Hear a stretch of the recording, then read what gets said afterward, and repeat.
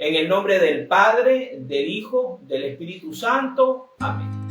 Señor Dios Padre Todopoderoso y Eterno, te damos gracias, Padre Santo, en esta noche por permitirnos reunirnos nuevamente aquí, Señor, delante de tu palabra.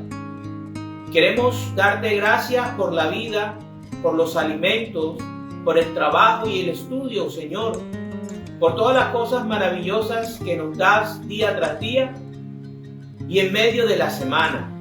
Gracias, Señor, por nuestros seres queridos, por sus vidas, por todas las bendiciones que a través de ellos también nos das.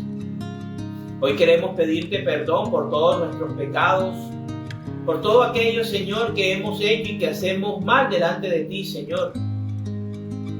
Permite, Padre Santo, que sigamos creciendo con tu palabra y madurando espiritualmente. En tus manos colocamos esta noche, Señor, y te pedimos, Padre Santo, que derrames sobre nosotros tu Espíritu, aunque no lo merezcamos, Señor.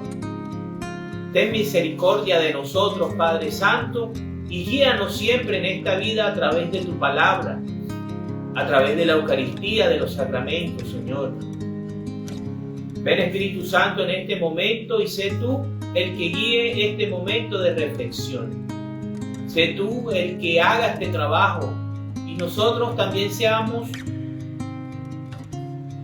escuchantes de tu enseñanza y de tu palabra, y que quede también en nosotros escrito lo que quieres transmitir a través de esta reflexión. Santísima Virgen María, también te pedimos que nos cubras con tu manto sagrado y nos protejas de las acechanzas del mal.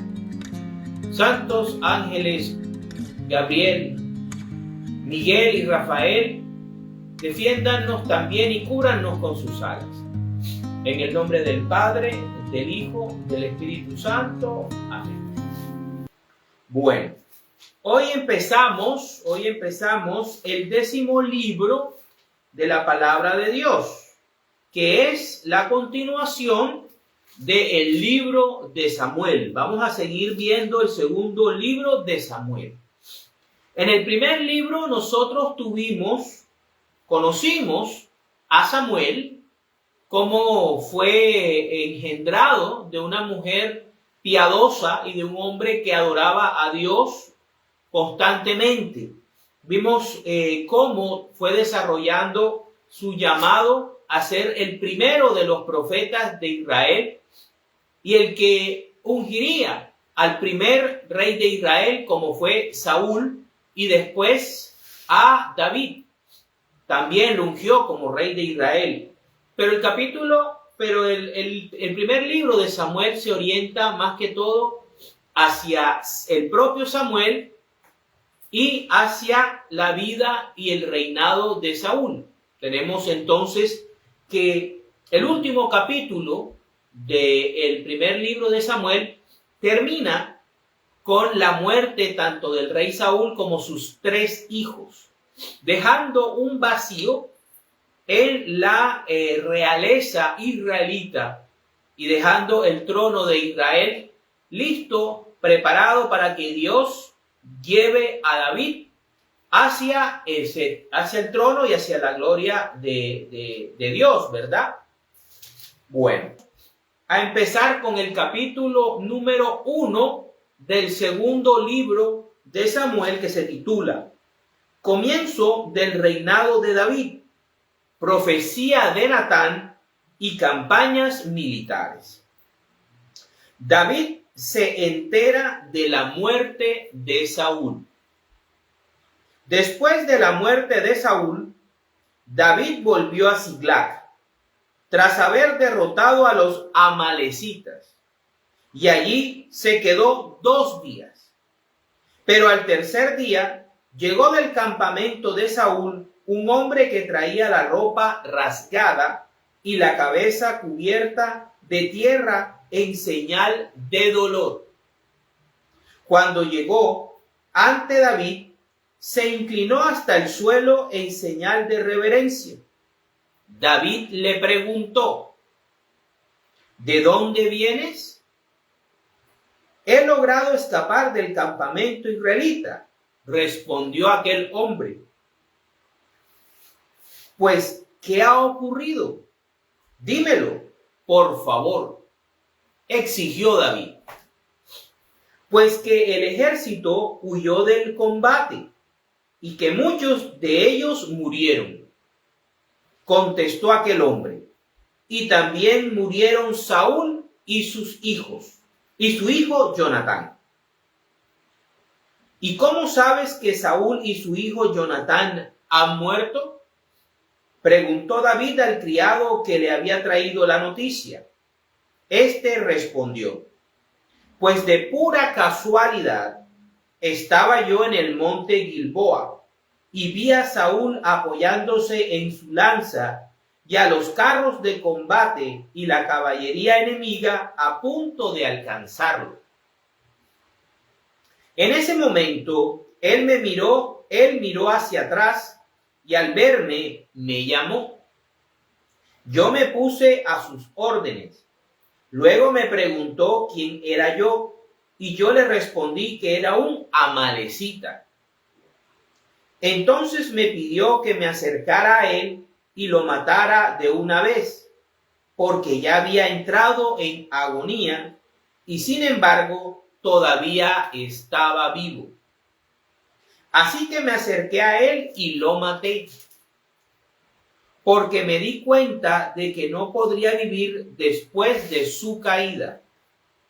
Luego le quité la corona de su cabeza y el brazalete que tenía en el brazo, para traérselos a usted, mi señor.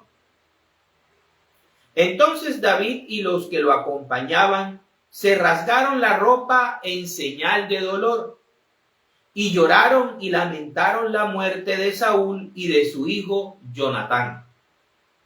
Lo mismo que la derrota que habían sufrido los israelitas, el ejército del Señor, y ayunaron hasta el atardecer.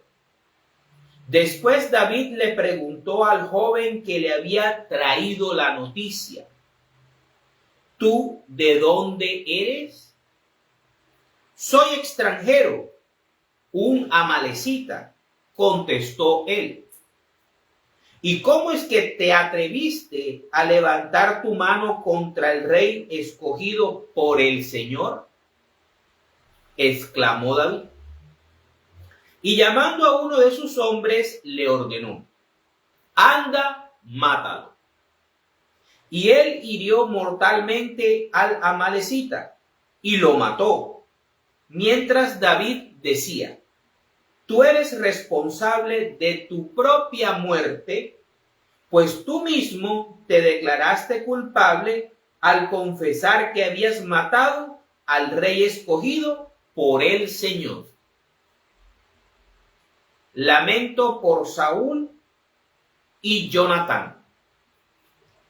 David entonó este lamento por la muerte de Saúl y de su hijo Jonatán, y ordenó que se le enseñara a la gente de Judá. Este lamento se halla escrito en el libro del justo. Oh Israel, herida fue tu gloria en tus montañas. ¿Cómo han caído los valientes? No lo anuncien en Gad, ni lo cuenten en las calles de Ascalón, para que no se alegren las mujeres filisteas, para que no salten de gozo esas paganas. Que no caiga más sobre ustedes lluvia ni rocío, montes de Gilboa, pues son campos de muerte. Allí fueron pisoteados los escudos de los héroes, Allí perdió su brillo el escudo de Saúl. Jamás Saúl y Jonatán volvieron sin haber empapado espada y flechas en la sangre y la grasa de los guerreros más valientes. Saúl y Jonatán, amados y queridos, ni en su vida ni en su muerte estuvieron separados. Más veloces eran que las águilas, más fuertes que los leones. Hijas de Israel, lloren por Saúl, que las vestía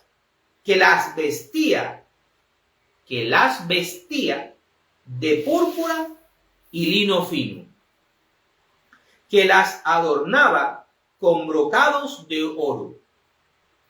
¿Cómo han caído los valientes en el campo de batalla? Jonatán ha sido muerto en lo alto de los montes. Angustiado estoy por ti, Jonatán, hermano mío. Con cuánta dulzura me trataste. Para mí tu cariño superó al amor de las mujeres. Cómo han caído los valientes. Las armas han sido destruidas. Palabra de Dios. Bueno. El capítulo número 1 del segundo libro de Samuel nos narra la forma como David se entera de la muerte de Saúl, su rey, y de su mejor amigo, Jonatán. Esto lo hace a través de un hombre, de un amalecita, que buscando recompensa por parte de David, miente acerca de la muerte de Saúl y de sus hijos, atribuyéndose a sí mismo que por misericordia y por solicitud del rey, él lo terminó de rematar para que pudiera morir tranquilo. Pero recordemos muy bien todo lo que le pasó al cadáver de Saúl, que fue decapitado, fue desnudado y luego fue expuesto en una muralla, que los hombres de Jabes de Galad tuvieron que ir a rescatarlos de noche. Este hombre llega donde David y le transmite la noticia de la muerte del rey Saúl y de Jonatán y sus hermanos. David parece que está un poco confundido que un amalecita haya terminado con la vida del rey Saúl. Sin embargo, la muerte de su rey y de su mejor amigo lo llevan a que junto con los hombres que tiene a cargo hagan duelo por la muerte del rey. Y esto los lleva a tener un dolor que los lleva a ayunar y los lleva también a rasgarse sus vestiduras. A David le resulta difícil entender, y esto hay que comprenderlo, porque en muchas ocasiones David tuvo la oportunidad de matar a Saúl en los momentos en que Saúl más lo perseguía y más le amenazaba de muerte. Pero David tenía dentro de sus defectos, ¿verdad? A pesar de sus defectos, tenía un cariño y un respeto santo por la figura de Saúl y por la figura del rey de Israel. Para David, el ungido de Dios era un ser intocable.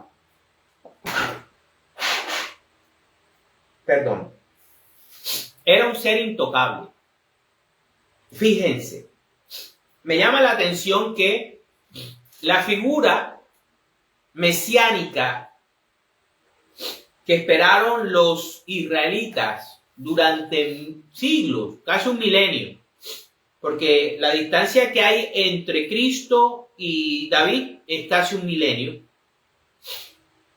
La figura de David guarda un respeto muy grande y un cariño, un aprecio muy grande por la figura del ungido de Israel. Y vemos cómo sus descendientes y cómo los israelitas, cuando el verdadero Mesías aparece, cuando el verdadero ungido de Dios aparece, el verdadero, no la imagen borrosa, sino el mismo Hijo de Dios aparece. Cuando no es a través del aceite, sino a través de la presencia física del Espíritu Santo en forma de paloma, cuando el propio Dios habla en medio de muchos testigos y testifica, este es mi hijo amado, escúchenlo. Y vemos cómo hemos venido viendo a lo largo de estos capítulos, cómo ese mismo pueblo lo trató, cómo lo trataron los filisteos a Saúl, y cómo esta Amalecita intentó obtener beneficios echándose o diciendo él mismo que había matado al ungido de Dios. Vemos aquí cómo David le da una lección de respeto a su propio pueblo en el futuro. Porque los israelitas del tiempo de Cristo entregaron a Cristo, entregaron al ungido de Dios, para que los extranjeros, como los filisteos, lo mataran y lo humillaran públicamente. No alcanzo a imaginar la reacción de David al ver a Caifás, al ver a todos los del Sanedrín, al escuchar a su gente en Jerusalén entregando al ungido de Dios a los romanos para que lo asesinaran, para que lo crucificaran. David, a pesar de haber sufrido persecución, de haberse hartado de estar escondiéndose en Israel, esto es lo que lo lleva a vivir entre los filisteos y a casi llegar a consumar una unión perfecta con ellos, al luchar de parte de ellos contra el propio Israel, cosa que Dios no permitió. Primero, cuando los príncipes de los filisteos no lo aceptaron. Y segundo, cuando al llegar a Siglag se da cuenta que los amalecitas habían secuestrado a sus esposas y se habían llevado todo. Ahí Dios lo retoma. Pero vemos que en medio de todo eso, David le tenía un cariño y un respeto especial a Saúl. Por eso las ocasiones en las que pudo haberlo matado no lo hizo. Y es que a mí me explota la cabeza eso, porque es que Saúl era un hombre que fue desobediente a Dios, fue soberbio, endureció su corazón, hizo lo abominable ante los ojos de Dios, como fue ir a preguntarle a una medium por los muertos, y aún así David lo respetó. El rey que los judíos esperan y el rey que tanto admiran los judíos como es David, él mismo no tocó al ungido de Dios, y él mismo sintió el dolor de patria. Igual era su suegro, pudo haber sido su suegro, ¿no? Ahora, también recibe el golpe de la muerte de su mejor amigo. Y vemos cómo esto lo lleva, David es un hombre, es un artista. No solamente es un rey, es un guerrero, un profeta, sino que también es un artista. Por eso escribe los salmos, la mayoría de salmos, muchos salmos, los escribe como cantautor. Y vemos cómo brota de su corazón el dolor que siente en ese momento. Y es el dolor de la pérdida de dos seres que, a pesar de las circunstancias, a pesar de las situaciones, él amaba. Y todo el conflicto que tiene David con Saúl, yo noto algo, y es el hecho de que David no logra entender por qué Saúl lo odia tanto y por qué Saúl lo persigue. Y él se lo da a entender las dos veces en que, pudiendo matarlo, no lo hace y se lo dice. ¿Sí? Entonces, el capítulo número 1 de segundo de Samuel nos habla del final de ese conflicto y del corazón del primer rey de Israel que lo llevó al juicio que Dios establece sobre él y sobre su dinastía, y el corazón de David, que aún siendo un hombre con muchos pecados y con muchos errores, no solamente en el pasado, desde este punto de vista, desde el punto de vista histórico en el que estamos hoy, capítulo 1 de segunda de Samuel, sino que lo que vendrá más adelante. A pesar de eso, tiene un corazón noble, un corazón que ama y que nosotros los del siglo XXI a veces no logramos comprender porque hemos sexualizado todo. Todo tiene que ser sexualizado. Entonces no entendemos el amor entre dos hombres hace 3000 años. Fíjense, nosotros de Cristo estamos a una distancia temporal de 2000 años. Y Cristo estaba casi a una distancia temporal de 1000 años. Eso quiere decir que la distancia entre nosotros y David es aproximadamente de 3000 años. ¿Sí? Son otra cultura, son otra cosmovisión, no occidentalizada, no gringolada, ni europetizada, donde toda relación tiene que conllevar lo sexual. David y Jonatán se amaban porque se deleitaban haciendo la voluntad de Dios. Compartían, y eso lo dijimos aquí, cuando estábamos explicando su relación, que no eran homosexuales. Y nos llama la atención que en el cántico David dice que angustiado estoy por ti, Jonatán, hermano mío. Él identifica. Ellos no eran hermanos biológicos, pero ya su amistad, su cariño, su aprecio los había llevado a verse como hermanos. No porque habían nacido de una misma mujer o procedido de un mismo hombre, sino porque amaban al mismo Padre Celestial. Eran hermanos espirituales, no carnales. El amor de ellos era espiritual, no físico, no sexual. Era lo que define el apóstol Pablo en 1 Corintios 13. Y aquí David está viviendo y está sufriendo por el amor que se describe en 1 Corintios 13. El amor todo lo soporta, el amor no es rencoroso, el amor todo lo puede, ¿sí?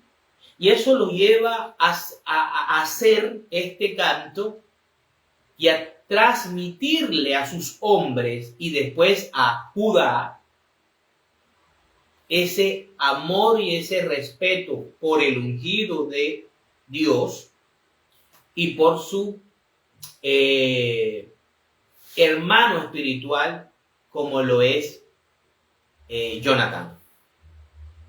Vemos también cómo la mentira del hombre, de la malecita que quería sacar provecho de la muerte de Saúl y de sus hijos, terminan condenándolo. ¿Cómo una mentira puede llevarte a la muerte? Y la sentencia es dura, es dura. Cuando David dice, tú eres responsable de tu propia muerte. Muchas veces nosotros mismos somos responsables de nuestra propia desgracia. Dios no nos llamó a la desgracia, Dios no nos llamó al sufrimiento, Dios no nos llamó a la ruina. Pero muchas veces nuestra propia concupiscencia nos lleva a caminos de oscuridad, caminos de muerte, caminos de desolación. Este hombre David no lo mandó a buscar. David no estaba buscándolo y él mismo se presentó. Quiso sacar provecho de la desgracia de Israel, una malecita. Y si hubiese sido verdad que él hubiese acabado con la vida de Saúl, qué gran paradoja y qué gran castigo de Dios, o fue la cereza del pastel, hubiese sido la cereza del pastel. Porque Dios mandó a destruir, a acabar a todos los amalecitas, se los mandó eso fue la orden que le dio Dios a Saúl. Y por esa orden empezó la desobediencia. Y fíjense, si una malecita acabó con la vida de Saúl, fue producto de esa desobediencia que el rey Saúl cometió y que lo llevó a ese juicio que Dios acabara con toda su dinastía. Entonces podemos ver eso, cómo la mentira nos puede llevar a la muerte. Cómo se lamenta la muerte del ungido de Dios. Cómo cuando el pueblo, cómo cuando los amigos, cómo cuando los conocedores de la verdad encuentran al ungido de Dios y al ver su destino se lamentan. Cómo este acontecimiento se convierte en un dolor para los que conocen al ungido de Dios.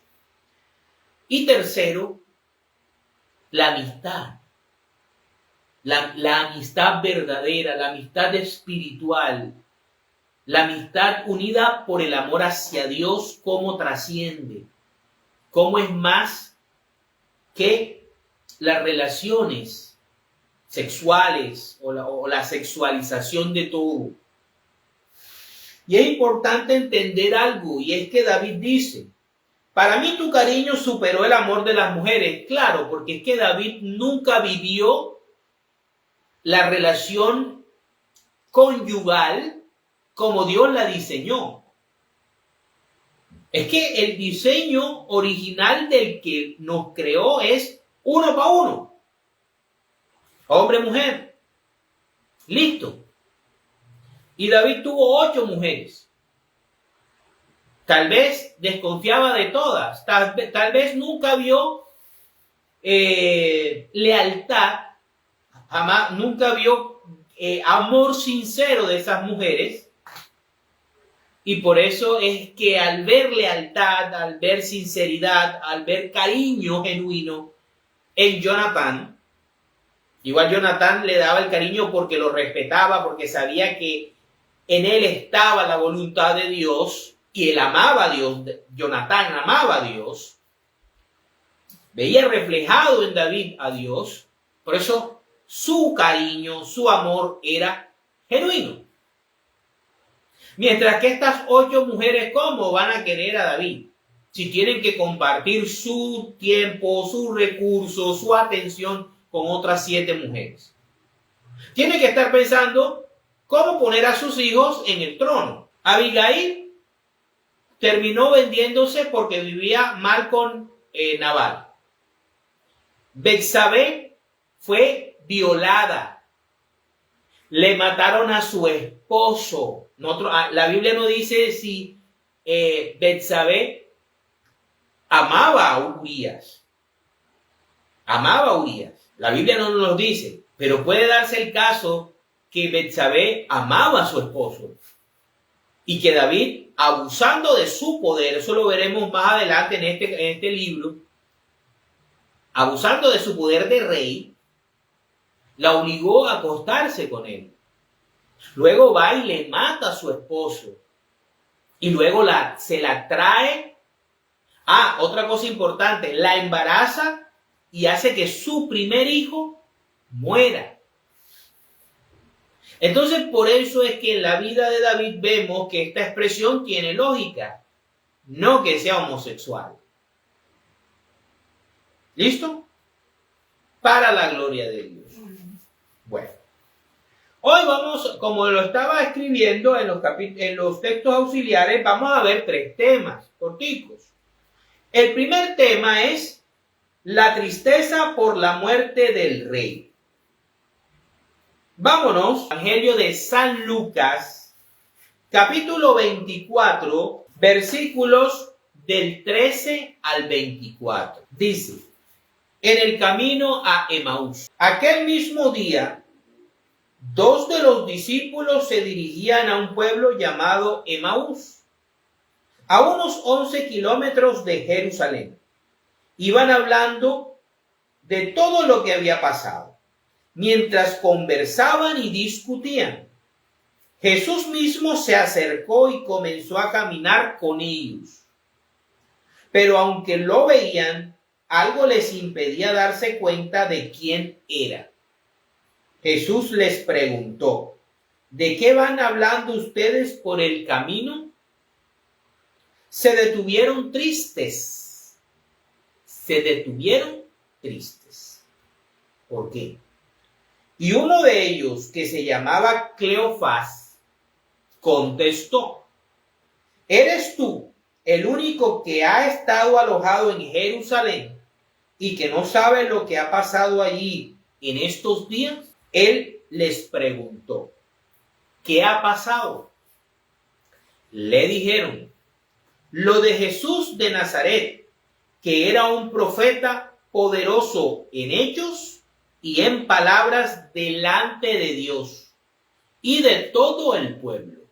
Un David pero espiritual, un David pero espiritual. Y como los jefes de los sacerdotes y nuestras autoridades lo entregaron para que lo condenaran a muerte y lo crucificaran. Está muy distinto a lo que le había pasado a Saúl. Aunque si nosotros nos damos cuenta, si nosotros estamos peleando, si tú eres el rey y estás en una batalla y tu ejército sale y huye y te dejan solo, pues te están entregando. Te entregaron, ¿sí? Te dejaron desprotegido y bueno, te acabaron. Nosotros teníamos la esperanza de que él sería el que había de libertar a la nación de Israel, o sea, un David. Pero ya hace 3 días que pasó todo esto. Fíjense, 3 días pasaron desde que Saúl murió hasta que David se enteró.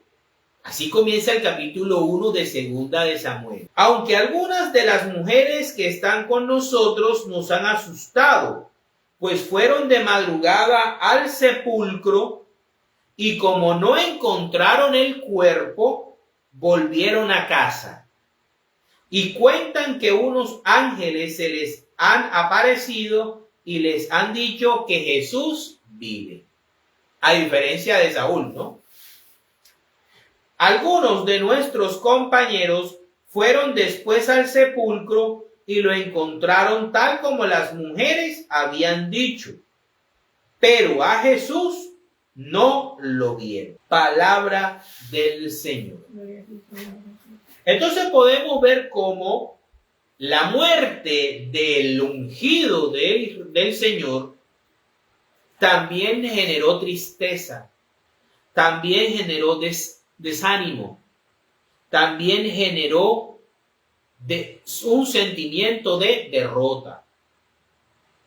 El pueblo, muchos en el pueblo de Israel, pensaban que Cristo era el David que ellos habían malinterpretado iba a venir. Como era un pueblo centrado en sí mismo, solamente pensaban en su liberación de Roma. Ellos nunca entendieron de que el Mesías que Dios estaba prometiendo era para liberar al ser humano, israelita o pagano, del ejército del maligno, del pecado y de la muerte. Y vemos cómo Jesús camina con ellos, los escucha, al igual que David pregunta qué pasó, pero espera a que ellos se desahoguen, saquen lo que tienen en el corazón, la tristeza, la desesperanza, el sentimiento de derrota, sin saber que están con el ungido de Dios, ahí mismito, hablando, caminando con ellos, porque todavía tenían el pensamiento israelita, no el pensamiento de la Iglesia católica. Entonces vemos cómo también la muerte de nuestro Rey, de Jesús de Nazaret, generó tristezas y generó desánimos, como generó la muerte de Saúl ante los filisteos. Pero Saúl quedó muerto. Jesús no. David hizo luto al tercer día por Saúl y Saúl no volvió. Sin embargo, Jesús sí volvió, pues ya había vencido a Satanás, ya había vencido al pecado y ya había vencido a la muerte. Por eso no lo encontraron en el sepulcro. Ok, vamos ahora a ver el valor de la mentira que lleva a la muerte, como un caso parecido en las Escrituras, en el Nuevo Testamento, a lo que le pasó a este amalecita. Vámonos a Hechos, capítulo 5, versículos del 1 al 11. El pecado de Ananías y Zafira. Pero hubo uno llamado Ananías que junto con Zafira, su esposa, vendió un terreno. Este hombre, de común acuerdo con su esposa, se quedó con una parte del dinero y puso la otra parte a disposición de los apóstoles. Pedro le dijo: Ananías, ¿por qué dejaste que Satanás te dominara y te hiciera mentir al Espíritu Santo, quedándote con parte del dinero que te pagaron por el terreno? ¿Acaso no era tuyo el terreno? Y puesto que lo vendiste, ¿no era tuyo el dinero? ¿Por qué se te ocurrió hacer esto? No has mentido a los hombres, sino a Dios. Muy parecido a lo que estaba intentando hacer el amalecita. Al oír esto, Ananías cayó muerto, y todos los que lo supieron se llenaron de miedo. Entonces vinieron unos jóvenes, envolvieron el cuerpo y se lo llevaron a enterrar. Unas 3 horas después entró la esposa de Ananías, sin saber lo que había pasado. Pedro le preguntó: dime, ¿vendieron ustedes el terreno en el precio que han dicho? Ella contestó: sí, en ese precio. Pedro le dijo: ¿por qué se pusieron ustedes de acuerdo para poner a prueba el Espíritu del Señor? Ahí vienen los que se llevaron a enterrar a tu esposo, y ahora te van a llevar también a ti. En ese mismo instante, Zafira cayó muerta a los pies de Pedro. Cuando entraron los jóvenes, la encontraron muerta y se la llevaron a enterrar al lado de su esposo. Y todos los de la iglesia y todos los que supieron estas cosas se llenaron de miedo. Palabra de Dios. Entonces vemos aquí este caso, que siempre ha sido bastante controversial, de estos dos esposos que querían estar en la iglesia. Pero ¿cuál es el pecado? El pecado es querer aparentar, quisieron mostrarse como los más dadivosos. Al igual que la Malecita, buscaban beneficio con una mentira. Ese es el pecado. Fíjense que está directamente conectado el primer capítulo de Segunda de Samuel con el capítulo 5 de Hechos y nos lo explica. El Amalecita nadie lo había buscado. David no había puesto recompensa por quien le trajera información, o mucho menos porque dijera que quién mató a Saúl. Él mismo se presentó, él mismo confesó, él mismo se nombró el verdugo del rey Saúl, y David lo juzgó y lo condenó a muerte. Aquí pasa lo mismo, el diálogo que tiene Pedro con Ananías y después con Zafira lo dice. Si tú eras dueño del terreno, nadie te mandó a que lo vendieras. Si lo vendiste, la plata era tuya. Te hubieras quedado con todo, no hay problema. Pero querer usar a la iglesia y querer usar a Dios y al Espíritu Santo para sacar provecho no está permitido. Y eso es lo que ocurre en este caso de Ananías y Zafira. Bueno, vamos a ver ahora entonces el valor de la amistad. ¿Qué tan valioso es la amistad y un verdadero amigo? Vámonos entonces a el libro de Eclesiástico, un deuterocanónico, el libro de Eclesiástico, capítulo 6, versículos del 5 al 17. Dice, la verdadera amistad. La conversación agradable atrae muchos amigos, y al que habla amablemente, todos lo saludan. Que sean muchos tus amigos, pero amigo íntimo, solo uno entre ellos. David estaba rodeado de muchos hombres. Vivió en el palacio, conoció a gente en el ejército, estuvo frente a uno de los príncipes filisteos, vivió en Ziklag, pero solamente tuvo un amigo que amó con el alma, Jonatán. Porque Jonatán y él compartían el mismo amor hacia el Señor. ¿Sí? Si consigues un amigo, ponlo a prueba.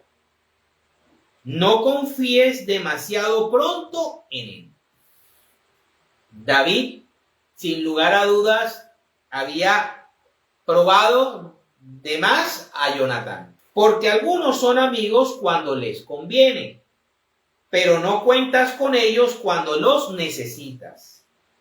Hay amigos que se vuelven enemigos y te hacen quedar mal hablando de tus pleitos. Fíjense que Jonatán hasta defendía y arriesgó su vida frente a su padre para defender y salvar a David. Algunos son amigos a la hora de comer, pero cuando te va mal no los encuentras. Mientras te vaya bien, serán uña y carne contigo. Eso no pasaba entre David y Jonatán. Si algo malo te ocurre, se vuelven en contra tuya y se esconden de ti. Aléjate de tus enemigos. y cuídate de tus amigos. Un amigo fiel es una protección segura. El que lo encuentra ha encontrado un tesoro. Un amigo fiel no tiene precio. Su valor no se mide con dinero. Ahí vemos cómo el dolor por la pérdida de Jonatán lleva a David a una tristeza real, profunda, sincera, que lo lleva a escribir el cántico del arco. ¿Sí? Un amigo fiel protege como un talismán. El que honra a Dios lo encontrará. David encontró a Jonatán y Jonatán encontró a David. ¿Por qué? Porque los dos honraban al Señor. El amigo es igual a uno mismo. Por eso David le dice, oh hermano mío. Y sus acciones son iguales a su padre. Palabra de Dios. Entonces podemos ver aquí y entender mejor por qué David y Jonatán tenían esa relación en las Escrituras. No era porque fueran homosexuales. Un homosexual no tiene 8 mujeres.